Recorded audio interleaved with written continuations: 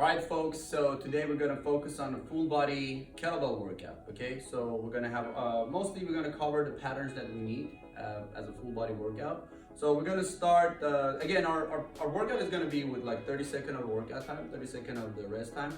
And the reason that I'm picking that time and not going with specific sets and reps is because that 30 on 30 up, it targets more on your metabolic rate. So just for the sake of that. Otherwise, if you need to know more about steps and reps, just text me or comment below and I will respond and tell you how to do on that area. Well, we're gonna start with the split stand squat, right?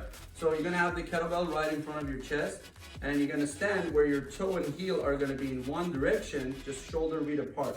You're digging your toes in, heel off the floor. I'm just gonna start the timer. Starting session. Not yet. There you go. All right, yeah, your goal is ideally in these 30 seconds, you want to get about around 12 to 15 reps. So make sure you pick a load that you can manage that reps. What you need to do is make sure you're tucking your elbows in because you're maintaining that plank. Every time you're coming up, squeeze your glutes, squeeze your core. So inhale on the way down, exhale on the way up.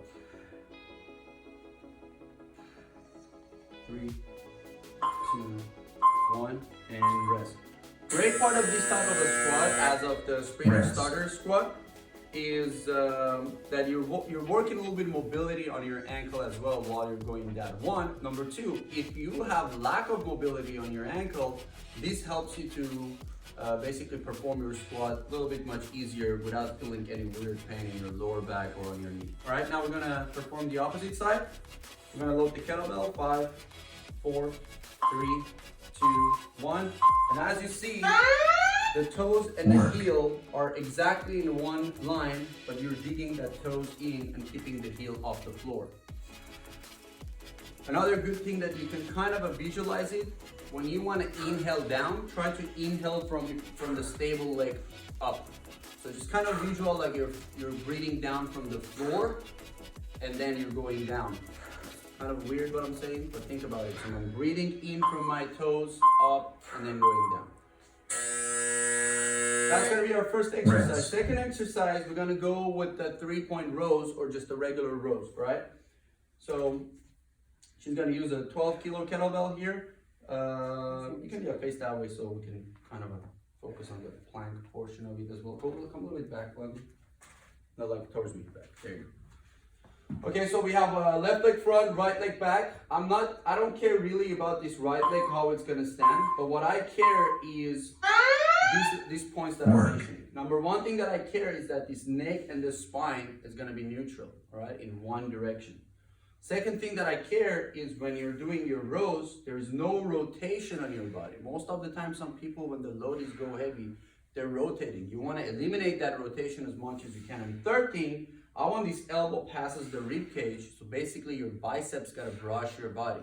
Those are the important points that I care on the kettlebell rows, all right, or any type of row. Okay, I'm gonna repeat the same thing to the opposite side. Again, the goal is you reach to that 12 to 15 reps. And if you're asking me right now why 12 to 15, this side of a program, we're a little bit focusing on a muscle hypertrophy as well. So yes, you can go a little bit lighter and hit 15 to 20 reps. Now I'm just keeping it a little bit weight challenging as well. So a little bit gaining the strength over there. Same thing again. All I care is this neck and the spine getting in one line. Back leg, she can drop the knee a little bit down if she wants to. If not, if she's comfortable over there, the form looks great. This is beautiful form. And again, I want this bicep passes the rib cage. And I want the bicep brushes the body. Front leg stable. You can slowly then later on challenge these rows to like take your hand off the leg, but we're not getting there right now. We're focusing to keep this as simple as possible and most as effective as possible.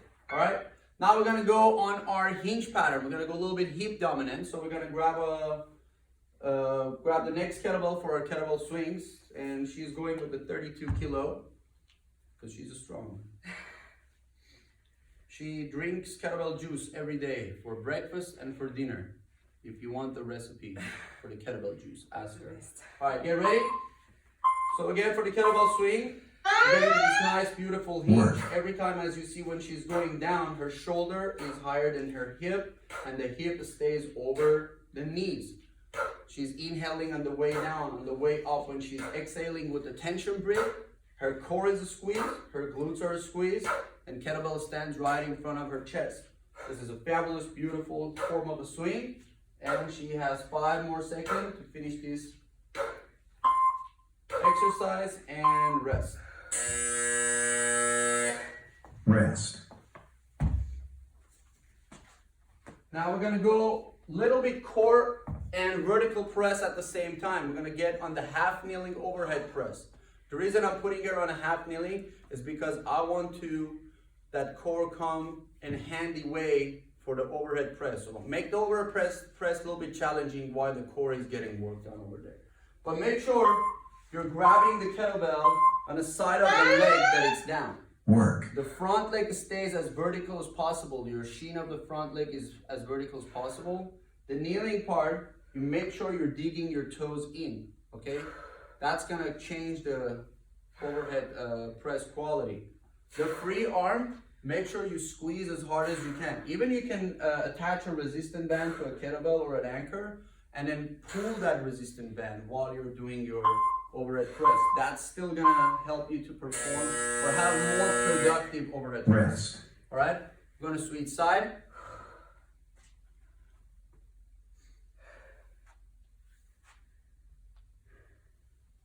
So these are the set of exercises that actually help you to really build a resilient body when you're using the weight. And all you need to do, just follow this pattern for 3 to 4 cycles. After you're done, take a good amount of a rest in between sets, and that's all you need. Now, now let's go over the other side. Work. Now as you see, straight arm goes up, straight comes down.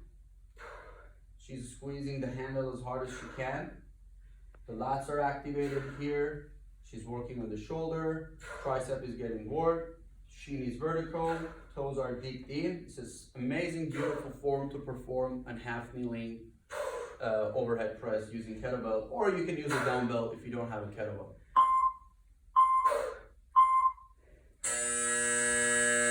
All right, last but not least, she's gonna perform a body weight halo. You can just come a little bit down so you can be on her front.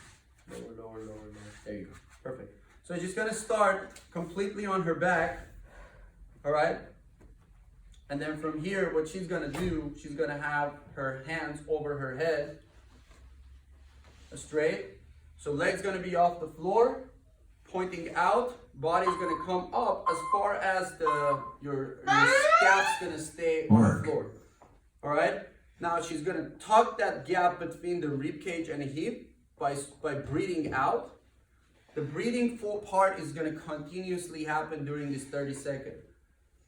I prefer that hands goes a little bit back. If this starts feeling hard for you guys, have the hands by your side, but make sure there's no gap between your spine and the floor. So spine and floor are going to completely touch each other. It's a fantastic core exercise that you can use. And that's the whole cycle you need to do. Just repeat it for another 4 to 5 or 3 to 4 times. And that's it with your kettlebell. Hope you